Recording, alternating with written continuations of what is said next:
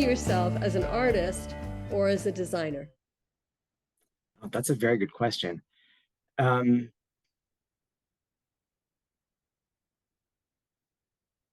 I always I think it depends on the context. Really both. Um, I think uh, a lot of so much of my work is done for other organizations or individuals, or with other organizations and individuals, and I see myself very much as a collaborator in those settings. Um, I also uh, I think there's this interesting historical disconnect between what we think of as art and design, one being commercial and working with certain media, often printmaking or working digitally. And art, I think, has other kinds of connotations about being done really for its own sake. And I, by and large, don't see those as being in conflict the way that historically they've been set up against each other. So many of the creative people that I look up to and I think are doing unbelievable work now and throughout history may have been described as designers or seen as designers or commercial artists rather than fine artists. Um, and I always thought that that categorization is unproductive. Um, that uh, whether I'm doing the work for myself or for someone else, whether I'm working digitally or whether I'm working in paint, um, I think there's clear elements of my design background in the work in the art that I do, and I think in the design work that I do, there's clear artistic sensibility. So I really see the two working in parallel and being comfortable with each other and influencing one and the other, however project presents itself. That's a great answer, because it leads me to a question that wasn't on my list, which was, I know you do work, a lot of work by commission, but you also do a lot of self-generated work that you've decided you want to do. You're that kind of guy, and we're going to see some of that. So which do you prefer, or is it a nice fine balance?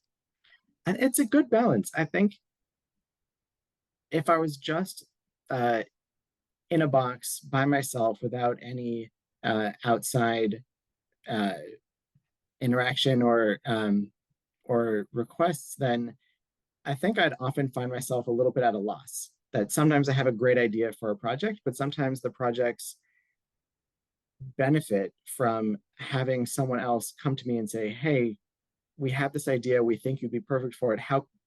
Um, Let us know how you can run with this holiday ritual project, whatever it is."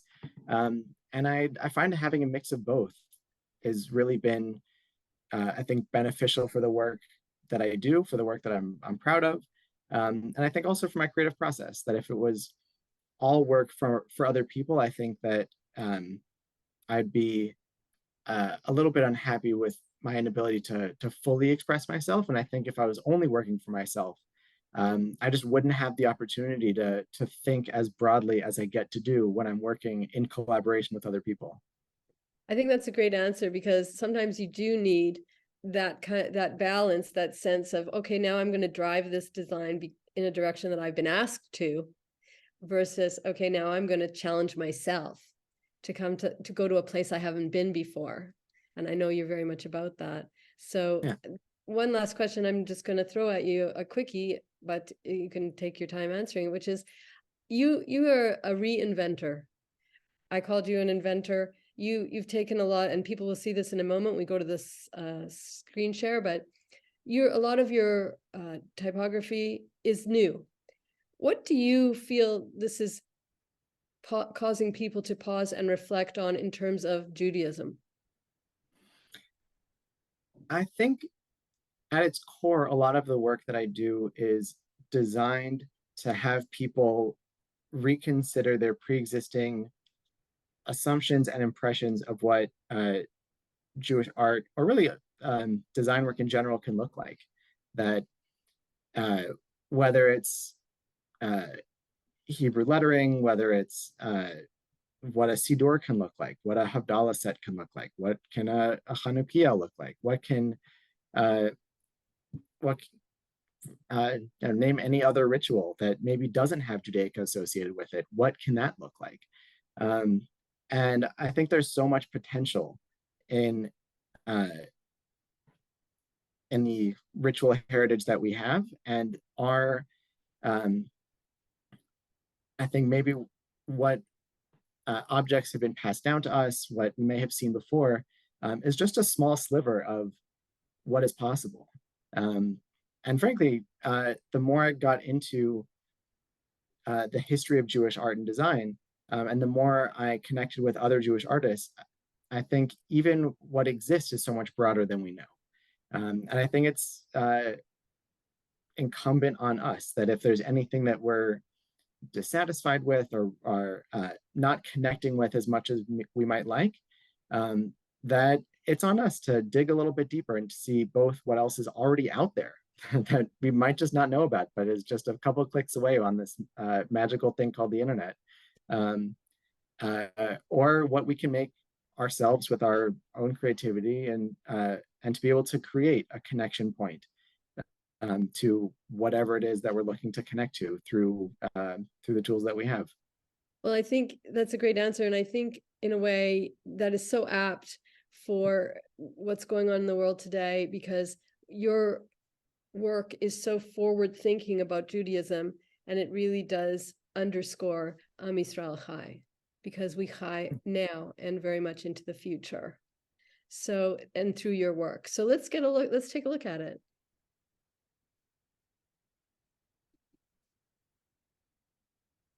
So can you see my screen? Yes. You got it? Okay. There we go. So we're starting back at the beginning. I often ask artists, did you always want to be an artist? I didn't ask you this because I knew I was going to see this slide. How old were you when you did this? Based on the date, looks like I was about 5.5. And young Hillel, where'd you get that idea? What was your experience? How did you even know what an artist was? My parents found this drawing in a box, and they're cleaning out the garage pretty recently. I've been drawing and painting and making things since I was a really little kid. They'll tell stories about how at birthday parties or at preschool, other kids would do the art activity and leave, and continuing to work on whatever the activity was very important to me. And there was a children's book that I'm drawing a blank on the exact name of it. It was by Tommy DiPaola, about him becoming an artist. And I think that's at least the first time that I can remember identifying making stuff as a thing that you could be. And I don't know if I got the idea from the book, but at least it cemented into my head, oh, like this is a legitimate thing that I can say that I am. Okay, good for you for being so directed. These look like they might have been some of your influences. Yeah. So this is really a selection of the kind of stuff that I was interested in as a kid, and as a young teen.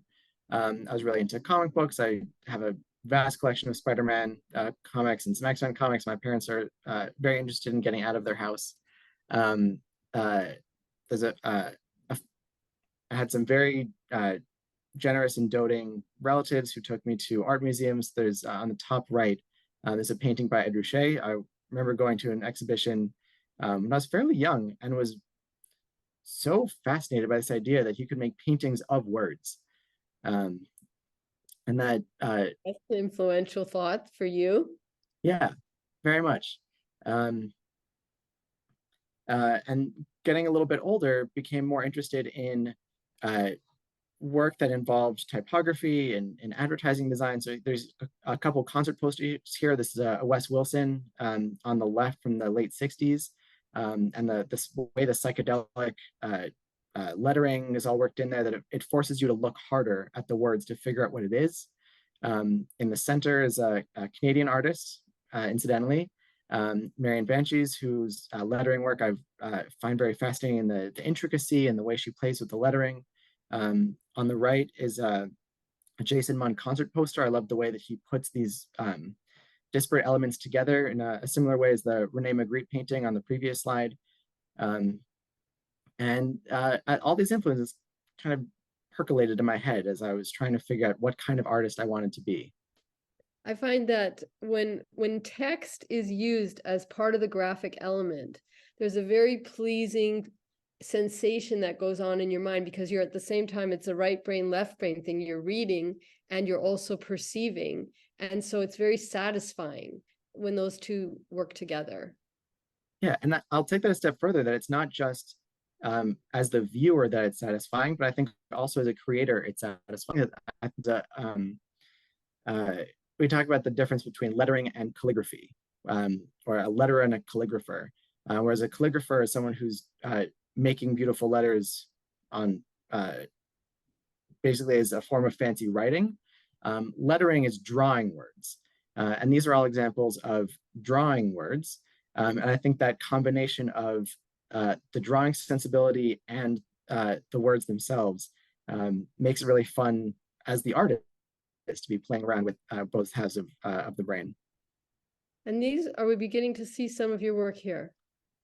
So this is some of my work. This is college, just after college. I got really into poster design, working for various friends' theater productions in college, and then graduating once some of them became professionals, working for some of their productions. And what I loved about theater posters is, similar to concept posters, it's a way of telling a complete story through a single graphic image. And unlike a movie poster with big heads, a theater poster, you're not working with photography as much. And so it's, how do I tell the story that's happening in this play, in this Patton Oswalt is a stand-up comedian, so I've done a number of posters for him. How do I create something that is evocative of the spirit of the show, to advertise it both in terms of story and in mood? And here you can see some of my sensibility of bright colors, large graphic images, and a sense of playfulness about the imagery I'm using. Now this is moving to introduce us to a new way of working that you are showing here with your spray can.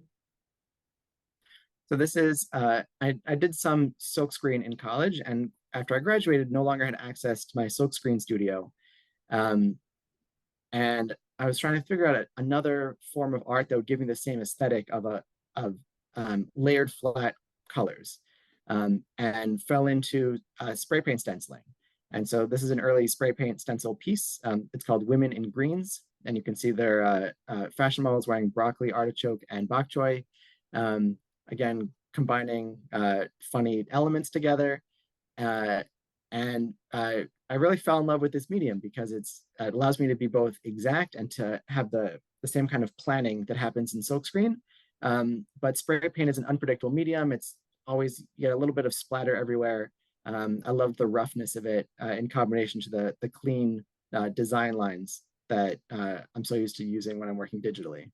And I love the texture reading behind it of the cardboard, which is really showing as a contrast in a way to these smooth images. And you get that texture coming through, and then the background with the splotching, it's sort of leading your eye different places. But here it looks like you've turned your direction, your attention into something that is of Judaic interest. Yeah, so this is a very early piece involving Hebrew. This is really an experiment to see if I could play with typography using Hebrew instead of English.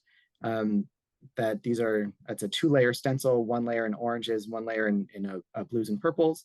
And it's only when the 2 layers are combined that the words show up.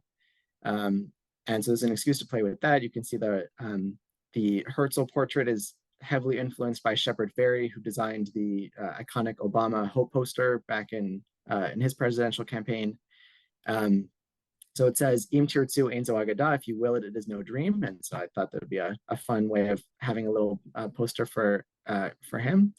And I wasn't sure if this was going to go anywhere, if this was just a one-off, if I'm just messing around here.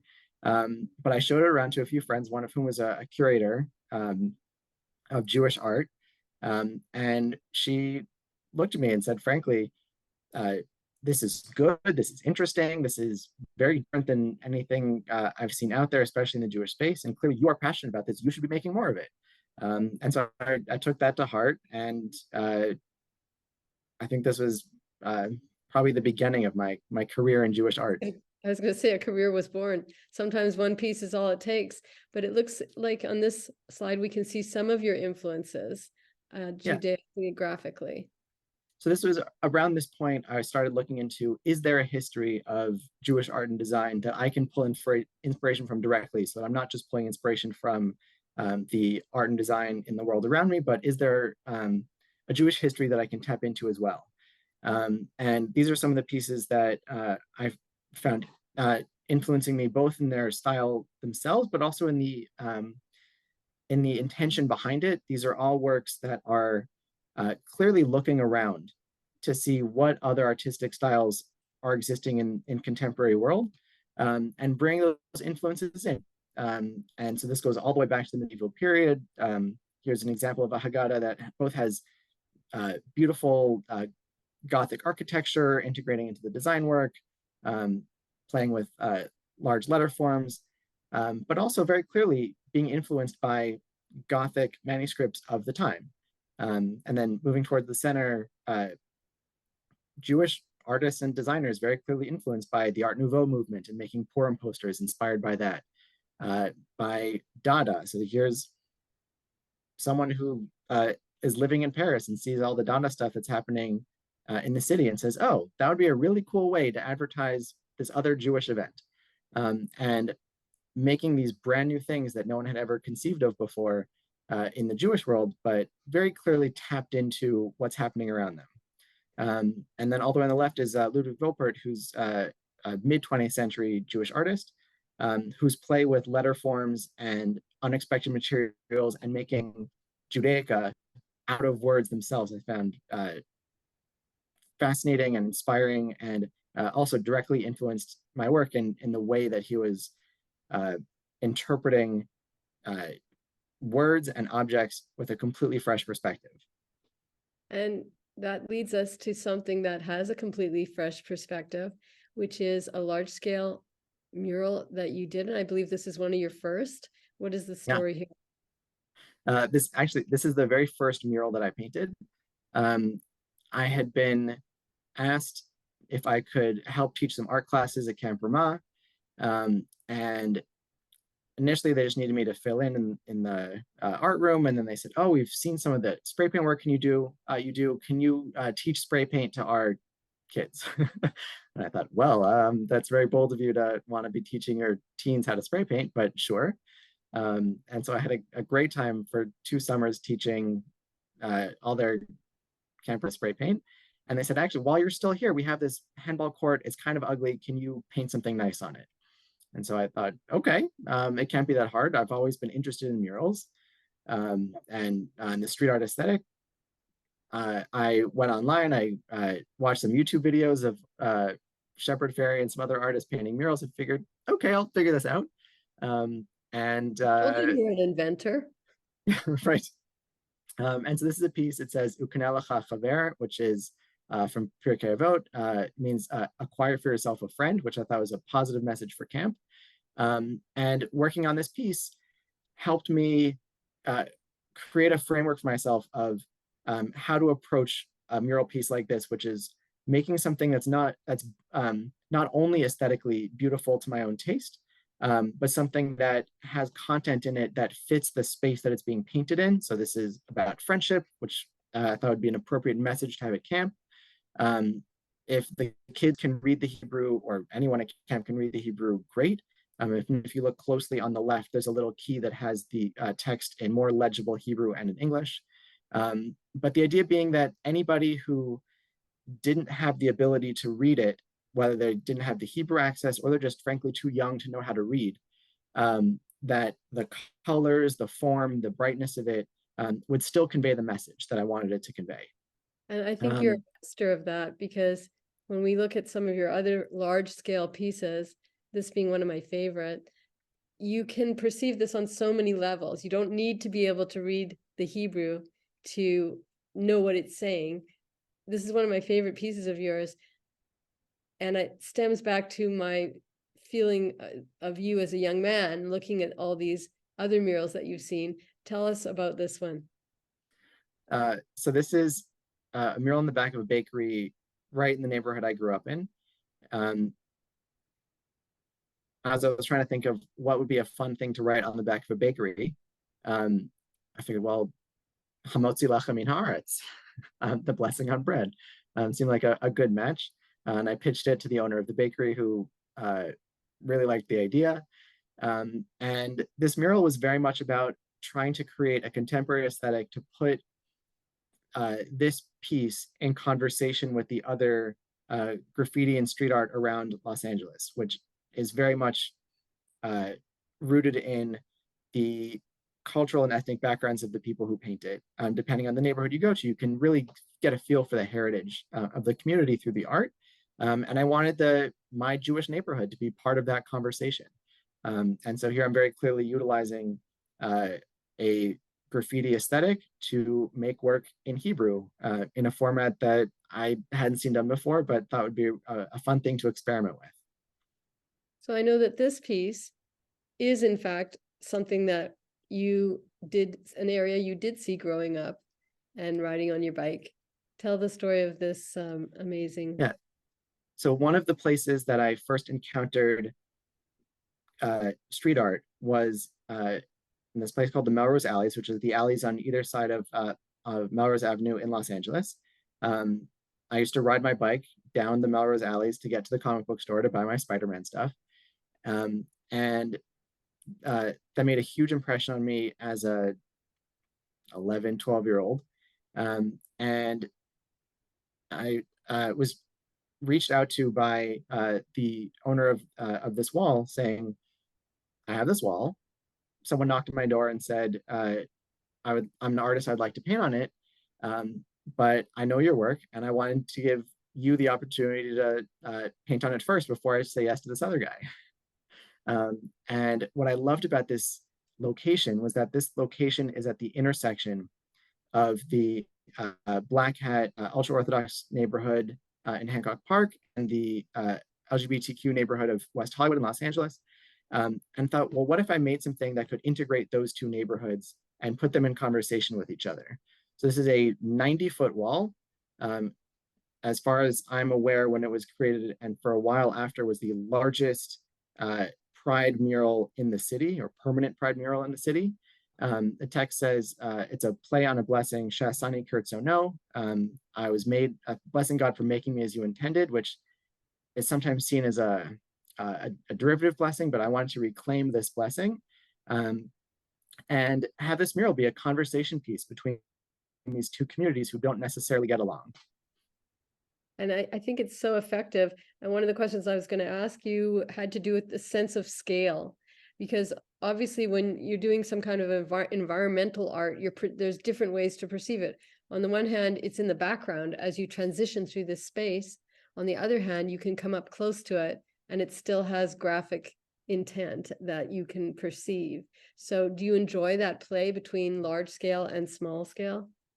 Very much. I mean, when I'm painting a mural, I always design it first, usually digitally. Sometimes I'll play around by hand as well, but there's pretty much always a digital part to that.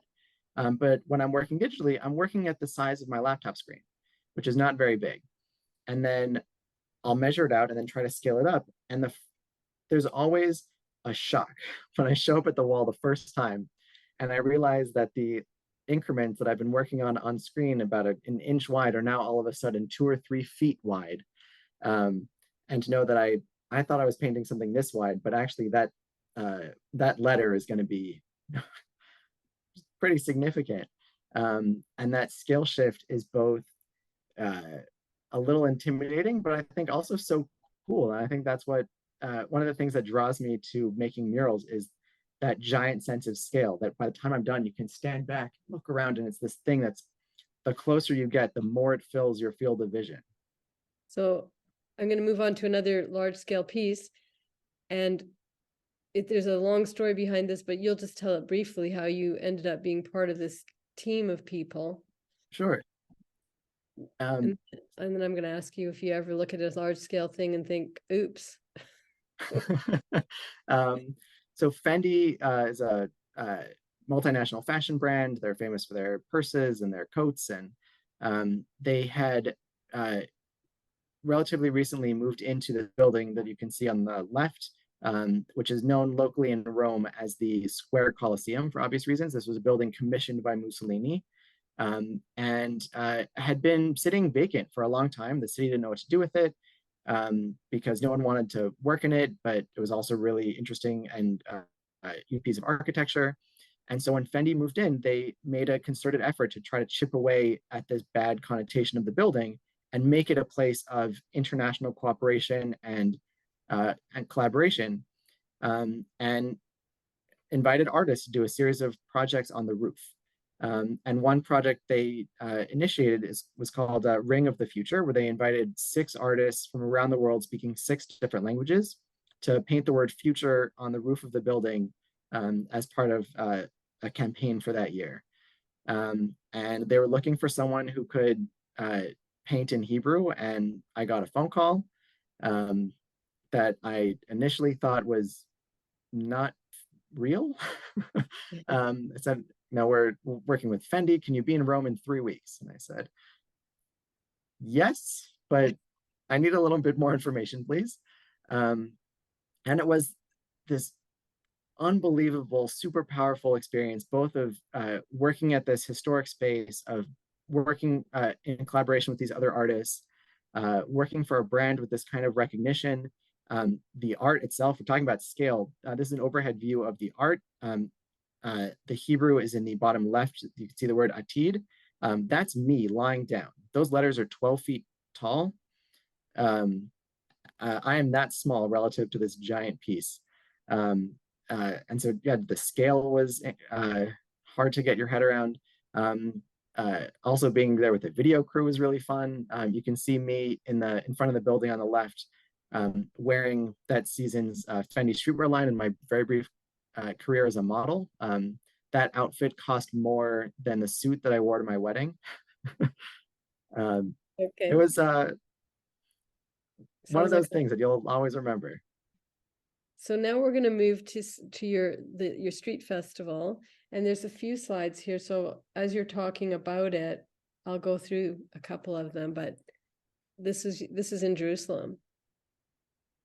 Sure. So the more I was working in my own little world of doing Jewish street art, and also getting more interested in doing collaborative projects with other artists, I connected with or became aware of other artists who were also doing Jewish street art. And I had this idea for a while of, wouldn't it be cool if there was an excuse for all of us to get together and paint art together, and have not just there's street art festivals that happen all over the world, but what if we did a Jewish street art festival? And I fundraised and got a bunch of money together to collect 10 artists to come together in fall 2019 as part of the Jerusalem Biennale, the big citywide festival in Jerusalem, to make a mural pavilion. And so we put together 10 murals at Jerusalem's first station. So the slide before was my work. In this image, you can see 4 other artists' work. And it was such an incredible experience painting together. Or each doing a little piece, but being in this community of artists who all had the same intention in our work, despite how completely different our styles are, come from all around the world. It was a really great thing. For 2020, we were this close to doing another version in the US, and then COVID hit. And rather than cancel, one of the other artists, Yitzhak Muli, had this idea and said, "Hey, what if instead of all coming together to paint, which we can't do anymore, what if we each do a piece in our own city?" And we timed it around Hanukkah, so we did 8 murals in 8 cities for Hanukkah. This is my piece at the JCC here in Washington, D.C. And that was also a very cool experience, where all of a sudden we're bringing the art back to our own communities. Right. And funny, Yitzhak Muli was one of our guests in the very first year that we ever did Art and Scroll. So Sure. that has meaning for us. Yeah. And I can see here that you got some community involvement in making this mural. So it was very important to the JCC to involve the community, particularly the preschool.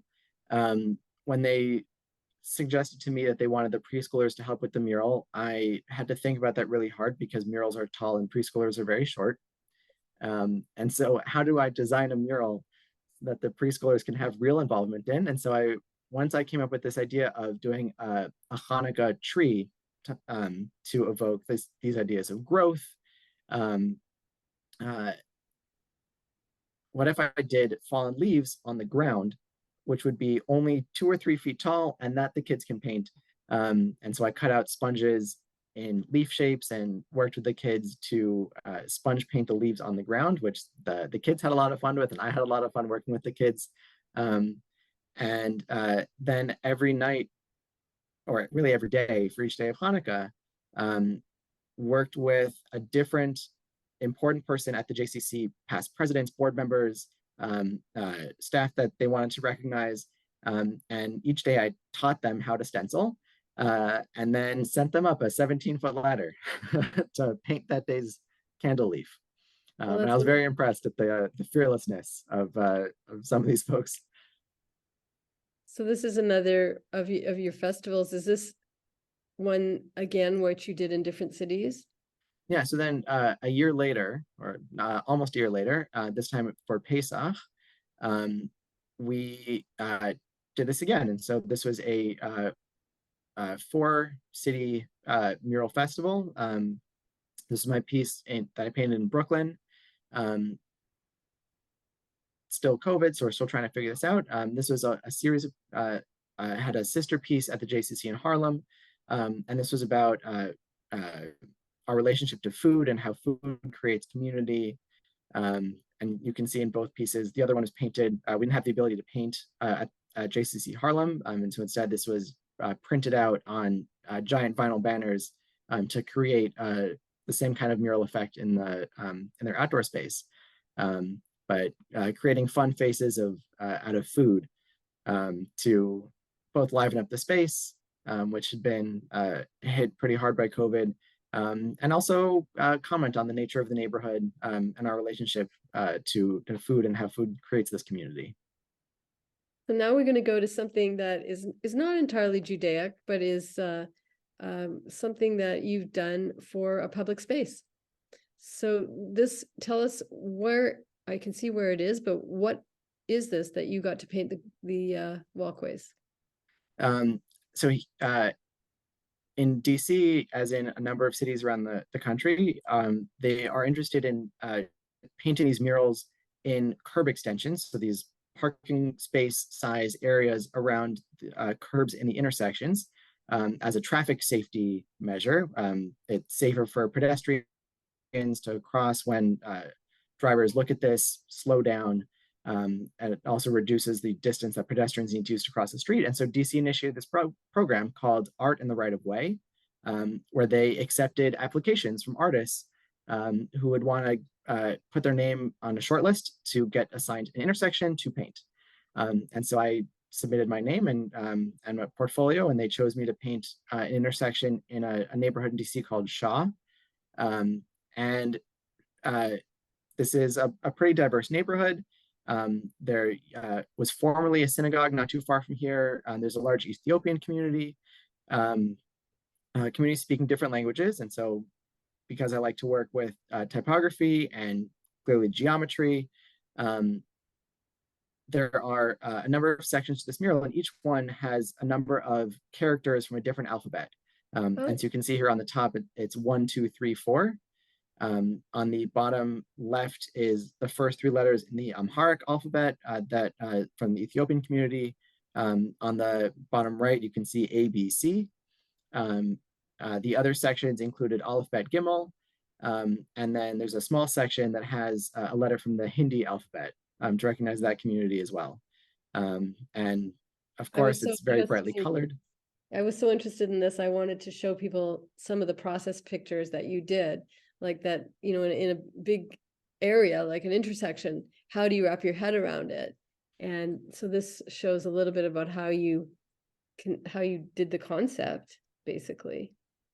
Right. So this is the intersection schematic that the city sent me, with all of the available spaces to paint, and then which ones they recommended me to paint and which ones they said were too dangerous to paint, probably. Because the reason they're doing this is because cars make their turns quickly and tightly. And this is the aerial view, so you can see how these 5 different pieces come together and interact with each other. Um, and other a lot of other detailed information that I didn't really understand, and that is uh, kind of all the other logistical parameters to work through. And then this is some of the design work that goes into it, where you can see I'm designing everything exactly to scale. It's very helpful for me when I show up at a job site to have a very clear plan of what it is that I'm doing. I find myself less good at improvising. And so when I show up, I want to know exactly what I'm doing down to the foot. And so I designed all these murals on a grid, designed exactly to fit the spaces allotted. And then I show up the first day with a big stick, basically a 1x2 beam that I've marked up with increments every 6 inches. And then I mark those 6 inches on the ground to draw my basically graph paper on the ground, and then start filling in the spaces in the appropriate colors according to the design. And that helps me translate the drawing to the final piece quickly and also exactly, so that there's no surprises, and I don't get overwhelmed with the prospect of having to make up something, because I know from the get-go how it all fits together. So we do have a lot of questions coming in, so I want to kind of move through some of these a Sure. little just quickly. Just another outdoor installation with your using text to illuminate, obviously, a Hanukkah. Do you want to just, I Sure. know you want to quickly tell us about this one. This is the Hanukkah display at Westfield Century City, so a big shopping center in Los Angeles. They obviously have a super giant Christmas display in the center of the mall, and had approached me to do something for Hanukkah in another space there. And again, working with text in a way that was fun and playful. Throughout the whole thing, you can see the sides and the candles are both made up of words in Hebrew and in English that are Hanukkah related. When you're talking about, we were talking about scale before, and how a mural you can look at from far away or from very close. I wanted to do that specifically with this piece, that from far away you can get the full effect, and then it brings people in closer to read what all the different words are. Yeah, and you can, yeah, you engage with the piece from a distance and and it draws you in to see what's written up close. right. That's powerful. So now we have a sukkah here, and it just being Sukkot recently. Tell us the story behind this community project. Um, an organization called Reboot, about a decade ago, initiated a festival called Sukkah City, where they commission architects to come up with outlandish ideas of what a sukkah can look like. And there have been versions of that all over the country and all over the world in the last bunch of years. DC started or did a Sukkah City festival a couple years ago that the JCC was involved in, and the JCC reached out again to say, we love this idea of bringing people in to do a conceptual sukkah. Can you do one for us? And they wanted it to be reflective of DC as a to relate to the city in some way, to relate the themes of asylum and immigration, homecoming. And so I tried to think of how all these things would come together. I had spent the beginning of COVID doing some genealogical research when I didn't have very much else going on, and it helped me connect to family and gave me some stuff to do. And I thought DC is such a city of documents and records? What if I made, and museums, what if I did a sukkah as a glass museum box, and then covered it with documentary records of the families of the people who were working on the sukkah? So the wall on the left are records of my family, census records, naturalization records, immigration records, some old family photos. On the back wall is my friend Patrick, who helps build the actual structure of this sukkah. The right wall is one of the leaders of the JCC, or of one of the groups of the JCC. And so this was a way to create a sukkah that reflected some of the themes of Sukkot, of Ushpizin, bring family, our history, our migration, and what brought us all to DC. And one of the capstone pieces of the sukkah was the art activities that went along with it. That there were a handful of activities that happened over the course of Sukkot, including the one pictured here, where families with young kids were encouraged to bring in photocopies of old family pictures where the kids decorated, and we turned into decorations to hang in the sukkah, so that by the end of the holiday, it became this very full community that represented all of our journeys to get to this place. It's a beautiful thing, and looks like a joyous place to visit, because it's so three-dimensional and so surrounds you. But now we're going to turn to some of the things that Hillel does for his own pleasure and his own fun. And so as you talk about this, I'll scroll through some of these, but what is your idea about Purim, and what are these? So one of the traditions on Purim is to give mishloach manot to your friends and neighbors. Mishloach manot are small gifts of food, and it's one of the central traditions of the holiday. And I thought, well, I'm a designer. What if I treated this as a package design exercise for myself?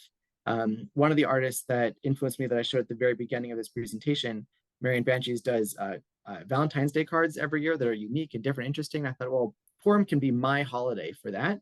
I'm going to design a new and different box every year for the Mishloach Manot that I'm giving out to my friends and clients and colleagues. And each one thematically relates to Purim. And so this is, you can see Haman in his three-corner hat and Mordechai wearing the king's crown. And one of the themes of Purim is V'nahafohu, that everything was turned upside down. And so this is a rotationally symmetrical box that when you turn it upside down, Haman turns into Mordechai, so you don't, and Mordechai turns into Haman. This is a box from 2020 that's meant to evoke Mashrabiyah, so this kind of lattice work that's common throughout the Middle East. We think of Esther as being captive, but she helped from inside the palace. And these so these are also all incentives to become friends of Hillel. right, so each one thematically, I'm trying to relate to some different aspect of Purim, making these small, unique paper cut boxes every year in a way that I think is fun and reflects something about the holiday, making something whimsical that's also a noisemaker, also a palace, or also a thing that lights up or has a cool form. And creating rules for myself that none of them use ink. It's just colored paper that's cut out, sometimes layered. I don't use glue, so that's another challenge for myself. And each one of these can only be made out of a single sheet of paper. And I find having these rules helps me be more creative in the way that I'm making this piece. Now, I know this is not about Purim. This is something that is, was this a competition? I think it was. Yeah, so this, during COVID, an organization called Moishe House, which has a wing called Camp Nine, which is meant for young Jewish adults to connect and experience Judaism together, started an online Jewish reality competition where they brought 10 artists to create work on a different theme every week. And then we would record ourselves because it was COVID. So we're doing our own footage at home, sending it in, they would edit it and then post it online, and then people would vote on who would get to move on to the next episode. And so this is my final project for that show that ended up being the winning project. This is a Havdalah set that is a fully functional Havdalah set to mark the end of Shabbat that is in the shape of a city block that is cut out of mostly cardstock and a cardboard box. And so if you look closely, you'll see the street lamp is the Havdalah candle, the water tower is the Kiddush cup, the spices are the Shavua Tov graffiti that is there's a magnet behind it, so the whole graffiti comes off the wall and you can smell it. The mailbox is a mini tzedakah box. And so this was a fun way of creating a completely different form for a traditional object that people might be familiar with, but have definitely never seen in this way before. Your work is so inventive and so draws you in, and it makes you go, oh yeah. And that's one of the greatest parts, things that you can experience with art, is to be able to say, oh yeah, I get that. So I'm going to just show quickly this paper cuts that you've done. And I know that you've done a lot of paper cuts, and this was something that you did because you could, and you enjoying doing that. But I want to go to this, which is a very cool animation of. This is an Omer counter for the counting of the Omer, the 49 days between Passover and Shavuot. This is a verbal ritual that we count each day. Today is the first day, today is the second day of the Omer. And I thought, wouldn't it be cool if I made this into a creative exercise where every day I designed a letter for the Omer to try to make it a new skill for myself. I tried to improve my animation skills by making these letters animate. You can see some of them are in numerals, some of them are in Hebrew, some of them are in both. And this made a little bit of a sensation online, that people started subscribing and would get my Omer counter every day as their way of counting the Omer. So this is very important, because this is a book that you can actually buy, and it's something that you can find. We're going to post links in the chat, but this is something that you developed, and you can even get these individual posters. So after I finished the Omer, I wanted to do something that was a little bit slower, not daily, but weekly. And so going back to my appreciation for posters, thought, wouldn't it be fun to make a poster every week for the Torah portion? And so this is a series of 54 Parsha posters where each one tells some part of the story of that week's Parsha. Each one includes the name in Hebrew of the Parsha incorporated into the illustration in a way that adds and builds and informs onto the illustration. So if you look closely, there's Noah and the flood. You can see the letters Noach, but also in the negative space of the droplet, there's the ark, there's the mountain. Next to it is Joseph's coat for Vayeshev. The letters are in yellow, but you can also see that the purple becomes the bars of Joseph's prison in Egypt by the end of the story. And so in each one, it was a fun learning experience as well to sit down with a Chumash and actually read the text every week as a little learning exercise, and then reflect on it over the course of the week. As I sketched into each piece. And at the end of the year, I had this body of work that I was immensely proud of. And been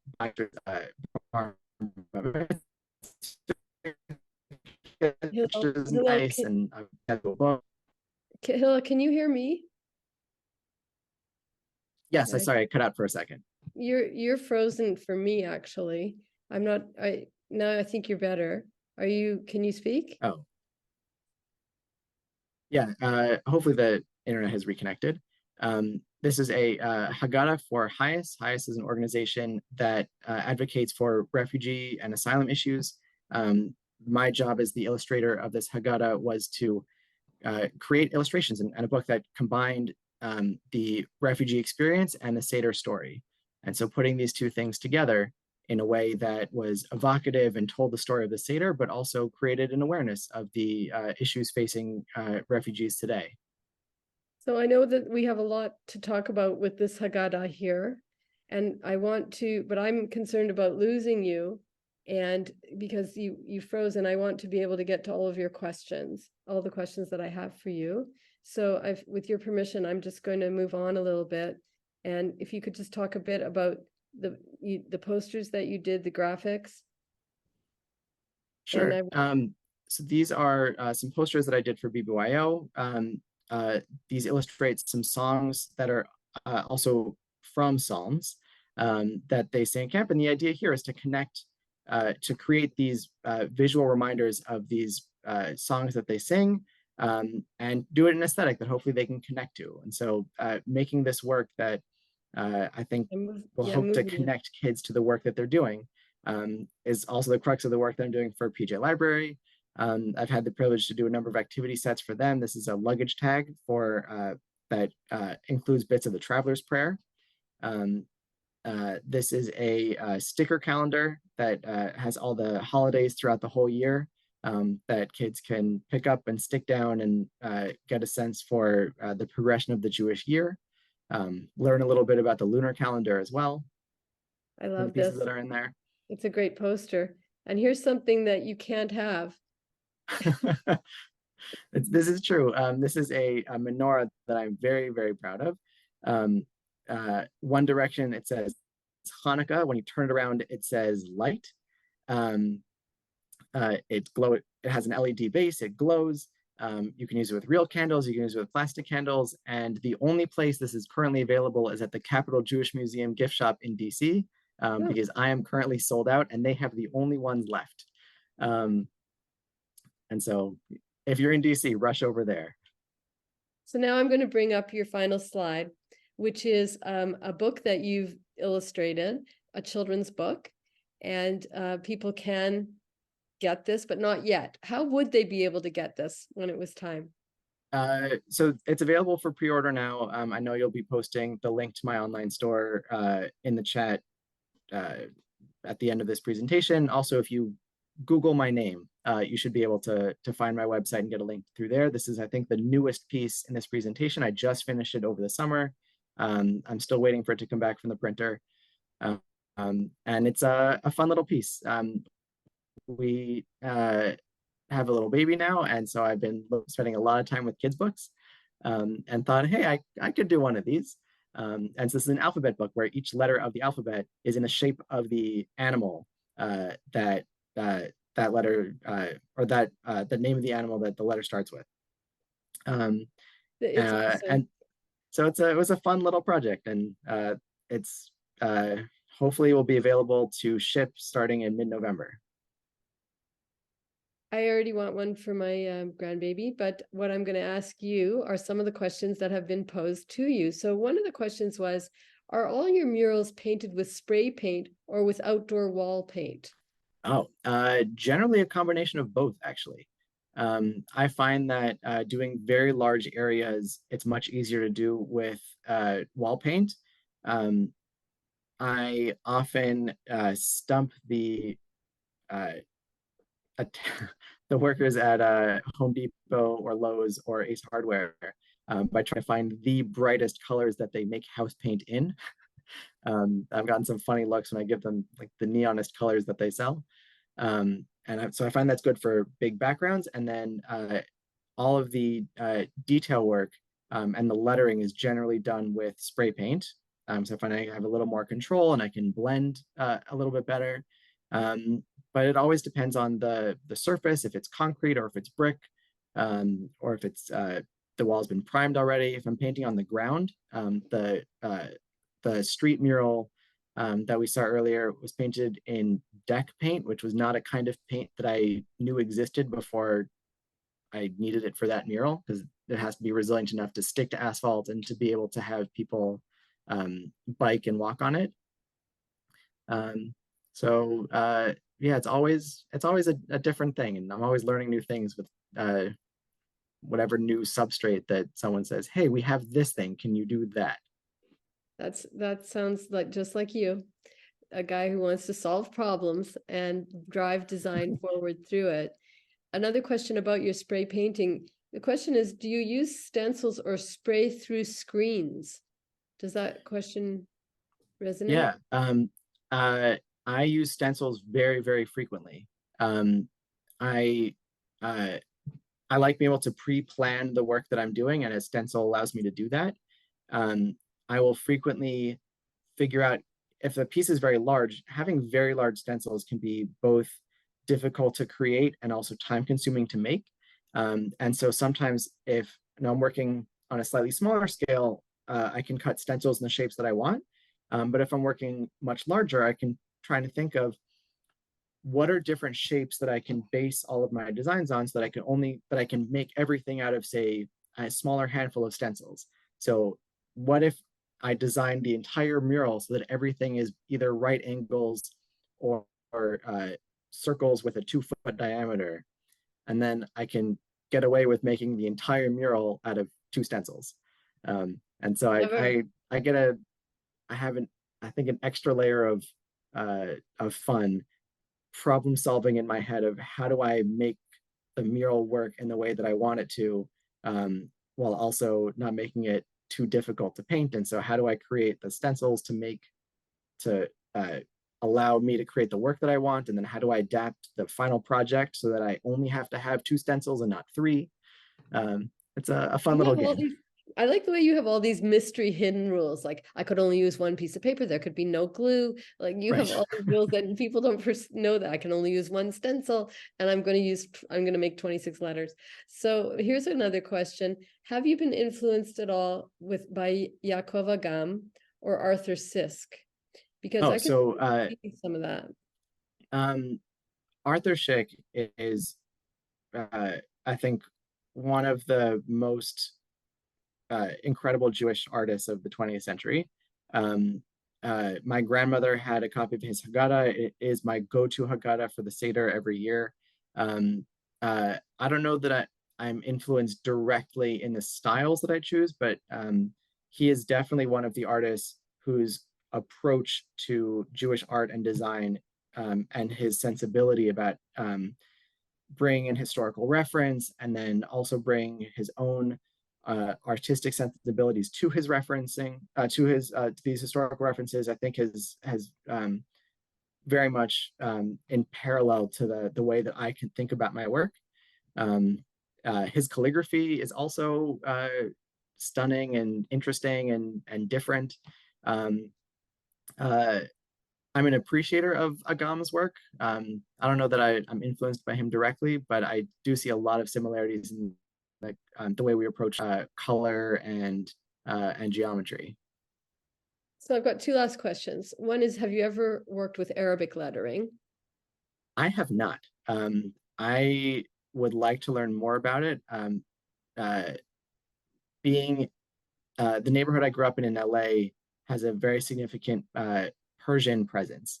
And I have an idea one day, maybe this will happen, who knows, of doing a mural in Farsi, which, as far as I know, does not exist in the city, which is it's the same alphabet. And so I'd like to learn more about it and figure out how it works, but I haven't had the chance yet. And the last question is, when going back to your posters, why did you choose the animal head for the poster for Patton Oswald, or is that Peyton? That's his dog. Oh, is it? Okay, um, that question, that uh, slide was a long time ago. yeah, no, but I know exactly what the question's about. Whenever I'm working with a client, I want to make something that is personal to them, because if you can swap out the name of the comedian or the name of the organization and slap someone else on it, it doesn't feel to me like I've done a good job of making something that's specific to that person. And so I've done, I think, a half dozen different posters for Patton Oswalt. And each time it's how can I make something even more outlandish than the last thing I made for him, because he's a comedian and it should be outlandish. And he has I think it's a French bulldog, um, and he talks about the dog in his act. And I thought, well, wouldn't it be funny if I make the poster not even of him, but if I make the poster of his dog? And so I found a photo of his dog that he had posted, I don't know, on Twitter or something, and made the poster of the dog. That's a fitting, fun note to end on. I have a few jobs to do now.